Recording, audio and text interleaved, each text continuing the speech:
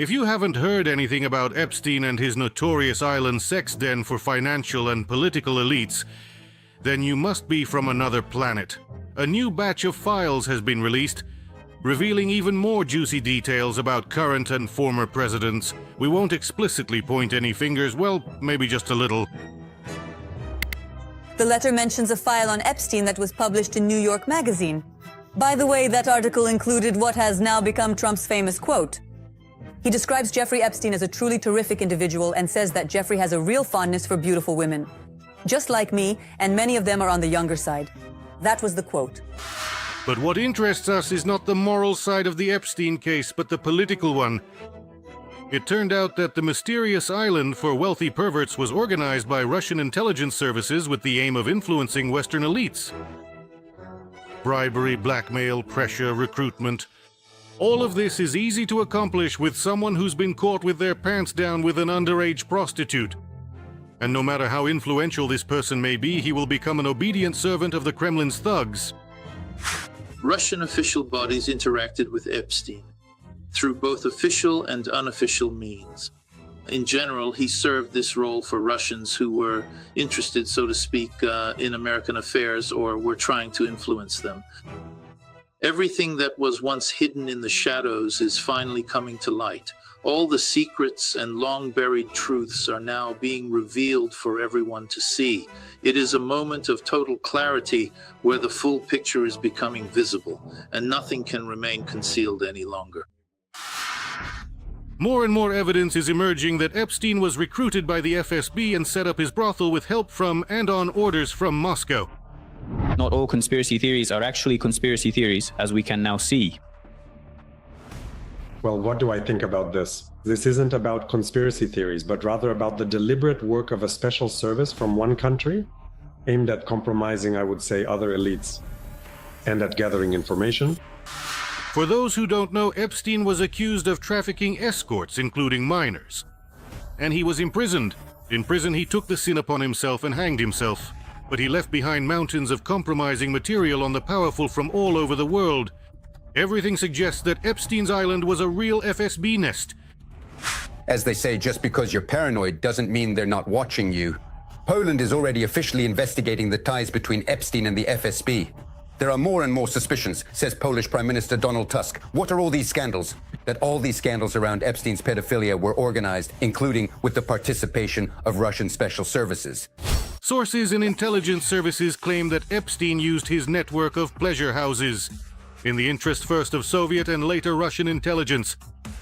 In the infamous Epstein files, there are more than 1,000 documents in which the bald Kremlin dictator is personally mentioned. Almost 10,000 more documents record Epstein's close cooperation with Moscow. Coincidence? I don't think so.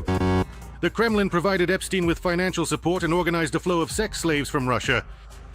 Russian girls and young women became the foundation for creating the so-called honey trap. Many wealthy and powerful people turned out to be weak when it came to sex, and the Russian special services gladly took advantage of this. The entire project involving Ghislaine and Epstein actually came about completely by accident back in 1991.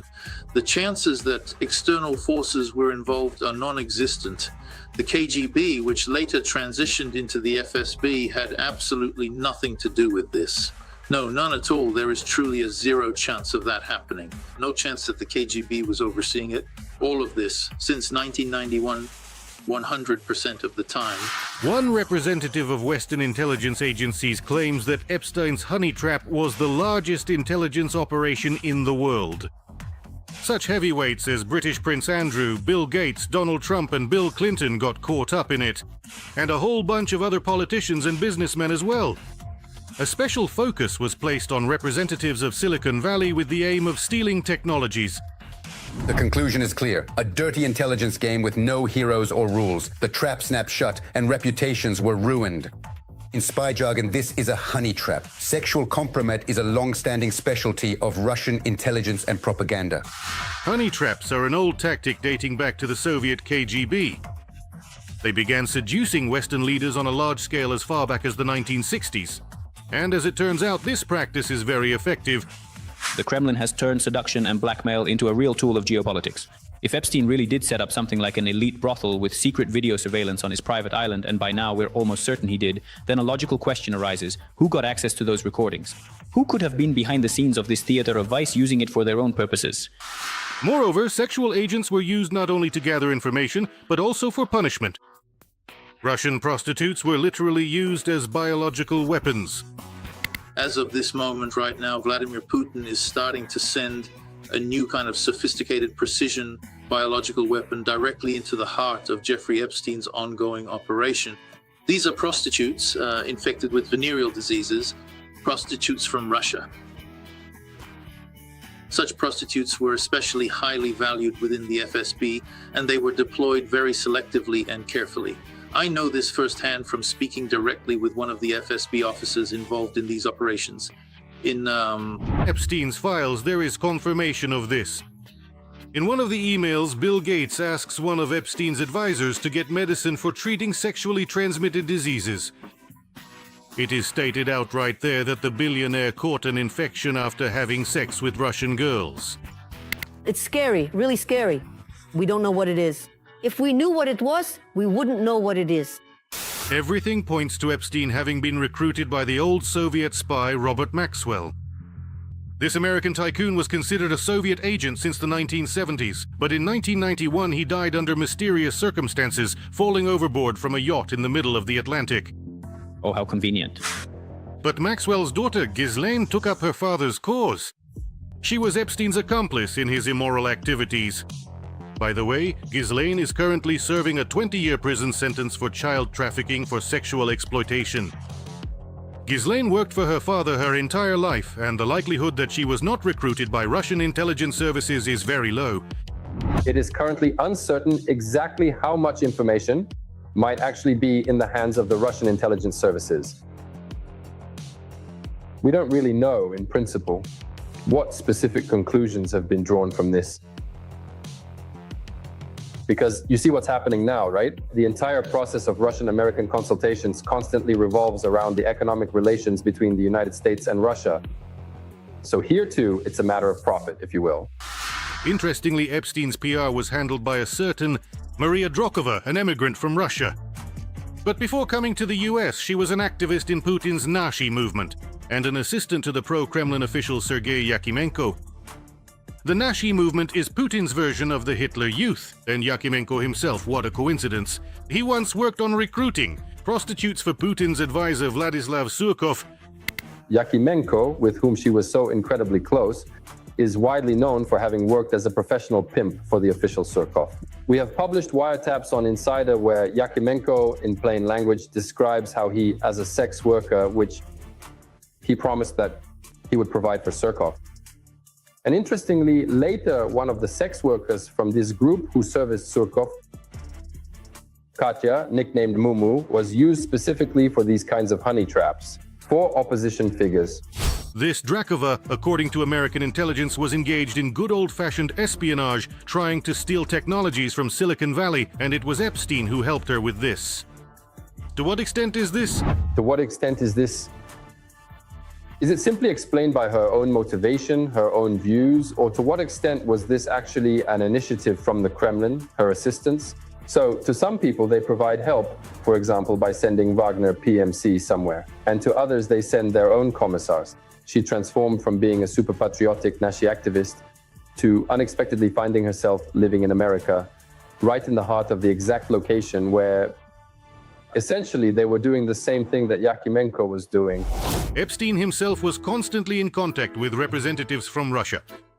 Documents indicate that he even met personally with Putin several times. In fact, he met with the dwarf Führer back in the year 2014, right after Russian terrorists shot down the Malaysian Boeing airliner over Donbass, killing a total of 298 innocent people. Knowing Epstein's line of work, we can imagine what he and Putin were up to during those meetings. Soon there will be hookers, drugs. Epstein called Putin his friend and didn't hide it. In fact, he bragged about it. Apparently, the Kremlin's little humpbacked horse, Lavrov, was also a good friend of the pedophile. Epstein also had close ties with other Russian officials. For example, he helped the son of Russia's permanent representative, Vitaly Churkin, get a job. He also leaked information about his former best friend, Trump. In 2018, Epstein offered valuable information about Donald ahead of the presidential meeting in Helsinki. These attempts by Epstein to contact Putin, as indicated by the materials, and possible connections with Churkin, attempts to meet with Lavrov, and maybe even meetings with Lavrov, because the latest materials supposedly claim that Lavrov was on Epstein's island. I don't know if that's true or not, but the latest materials say something like, "What a stallion." Although, if you look at him, at his face, well, maybe he is a stallion. And the ironclad proof that Epstein was working for Russian intelligence is that people started whitewashing him. Yulia Latinina, who has finally stopped hiding the fact that she's a KGB plant. Latinina wanted so badly to ingratiate herself with the Kremlin that she started justifying pedophilia. Am I the only one who thinks that with these Epstein files, everyone has lost their minds and is acting like a 90-year-old Victorian virgin who suddenly found out, in strictest confidence, that men have this kind of eel that likes to crawl into women's holes? Punctuation and spelling preserved. Listen, first of all, after the sexual revolution, crowds of young underage girls appeared, waiting in line to jump into the pants of a rich man. I like the part about the eel more. The part on the underage girls was good as well. The story with the Epstein files is only just beginning to unfold. Then soon, we hope, the entire Russian spy network will be exposed. I want to remind you that this video is created for entertainment purposes and contains elements of satire and irony. All facts and events in this presentation are presented in a hyperbolized or highly exaggerated manner to convey either a comedic or a dramatic effect. Our intention is not to mislead anyone, but rather to simply focus on providing humor and entertainment. Please take all of this with a smile.